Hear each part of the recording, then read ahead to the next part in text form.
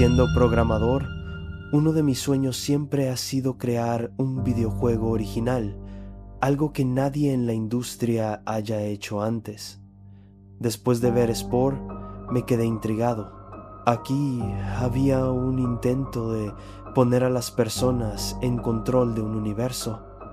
Al analizar lo que hacía populares a los videojuegos, me di cuenta de que el aspecto principal era el control. Las personas en su vida diaria no tienen control sobre su entorno. Se les dice qué hacer, a dónde ir y cómo vivir. Sus trabajos consisten en estar parados o sentados en algún lugar hasta que dan las 5:0 p.m. y recién ahí pueden volver a casa. No es un misterio que estén infelices. Para muchos, los videojuegos son un escape hacia un mundo donde sí tienen control o donde viven vidas falsas llenas de aventuras. El aspecto de control se encuentra en los juegos de estrategia, la aventura en los juegos de rol. Me fijé en juegos como los Sims y noté que lo que los hacía tan populares no era solo la ilusión de control, sino el grado de control.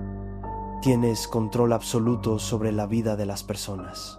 Antes de los Sims, existía Sim Earth, un juego en el que no controlabas a personas individuales, sino a toda la Tierra. Llegué a la conclusión de que debía desarrollar un juego similar a Spore, en el que el jugador guiara sutilmente la evolución. Lo que hizo que Spore fuera un fracaso fue la falta de control realista que la gente tenía. Apenas se parecía a la evolución. Para hacerlo, empecé creando un sistema de física. Sabía poco de física, pero decidí estudiarla y tratar de crear una versión simplificada en la que ciertas partículas pudieran interactuar de formas específicas. Al final de cuentas, la física es simplemente matemáticas complejas.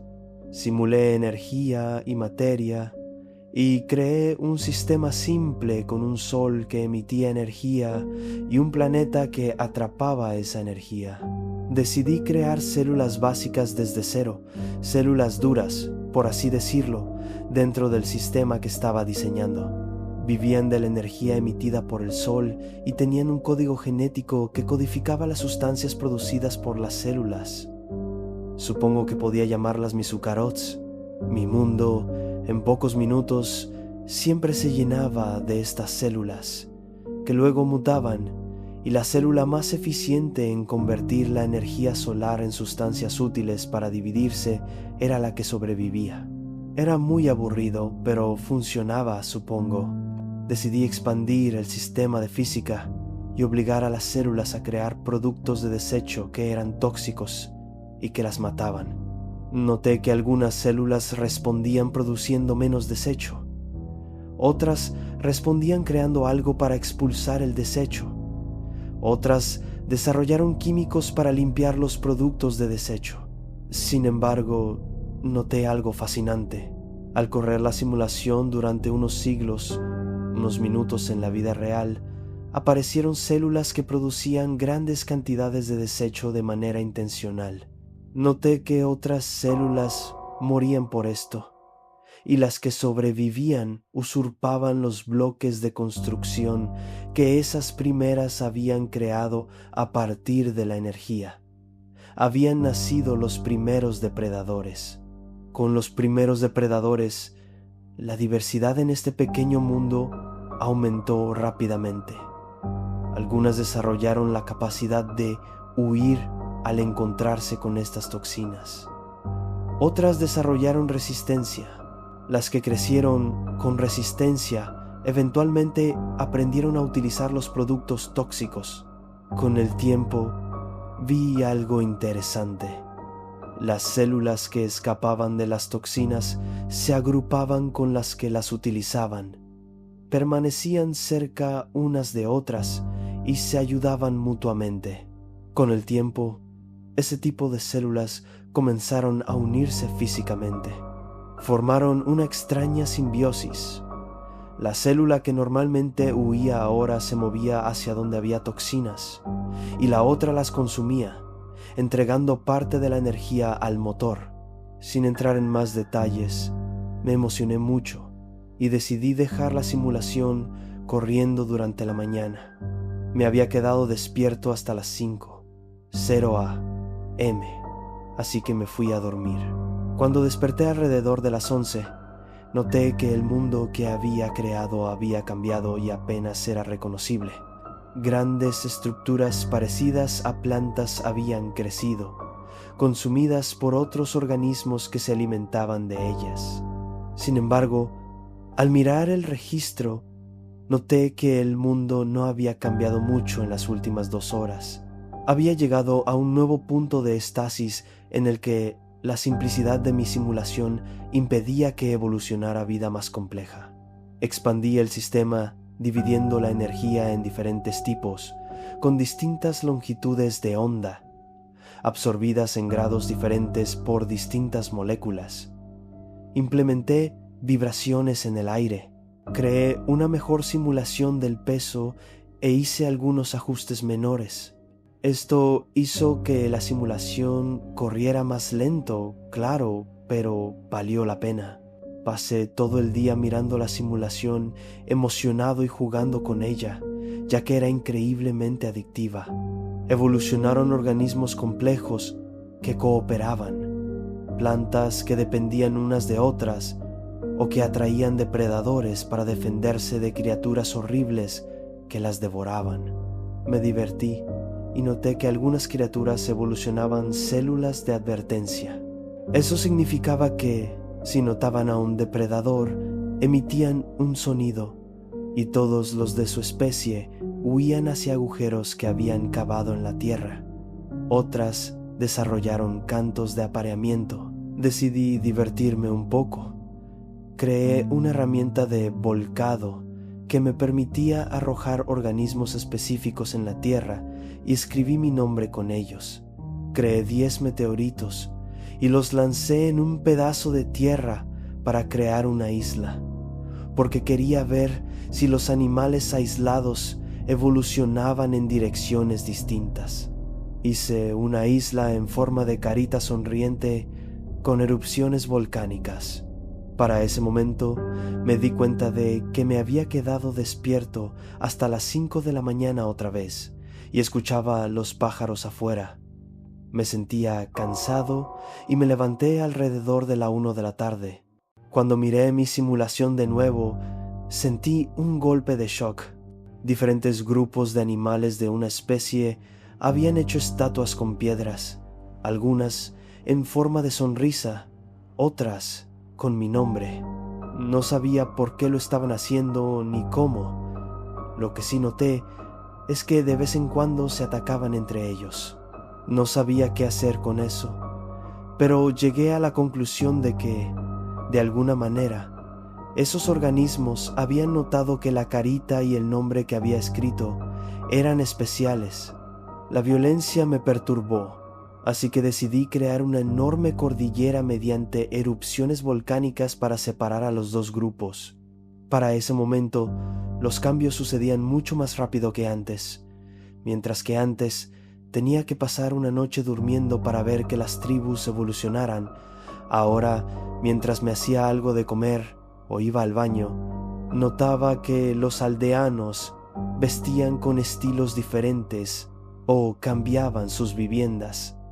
Sus números también crecían constantemente. En cierto punto, noté que las criaturas empezaron a hacer sus propios símbolos en el suelo y ya no solo copiaban los míos. La mayoría eran aleatorios e incomprensibles, pero uno destacó: los organismos habían creado un símbolo que los representaba a ellos mismos. Un pequeño círculo con un cuadrado debajo. Dentro del cuadrado había un punto en el centro. Este representaba los órganos visuales de la criatura, ya que tenían 2 ojos, uno al frente de su cuerpo y otro en la parte trasera. En el cuadrado también estaban simbolizados otros órganos sensoriales y reproductivos. Junto al círculo, en la parte superior del cuadrado, podía verse algo que parecía un dibujo de un tenedor. 2 de estos tenedores habían sido pintados en direcciones opuestas, y al lado había una cara sonriente. Me di cuenta de algo. No se estaban comunicando entre ellos. Estaban intentando comunicarse con algo allá afuera. Mi intervención en su mundo había hecho que comprendieran que existía algo poderoso, capaz de cambiarlo todo. Me pregunté si monumentos como Stonehenge o las pirámides en mi propio mundo podían ser señales de que los pueblos primitivos intentaban hacer lo mismo. Suplicarle a su creador o guardián que hiciera contacto con ellos. Sin embargo, algo era innegable ya. Esas criaturas sabían que había algo allá afuera. Me quedé pensando mucho tiempo. ¿Tenía yo la responsabilidad de hacer contacto con algo que no es real?